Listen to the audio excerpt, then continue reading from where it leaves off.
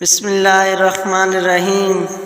حضرت ابن عمر رضی اللہ تعالی عنہ بیان کرتے ہیں، رسول صلی اللہ علیہ وآلہ وسلم نے 7 جگہوں پر نماز پڑھنے سے منع فرمایا: کوڑا کرکٹ کے ڈھیر پر، ذبح خانہ، قبرستان، شارع عام، حمام، اونٹ کے باڑے اور بیت اللہ کی چھت پر نماز پڑھنے سے منع فرمایا ہے۔ رواہ الترمذی۔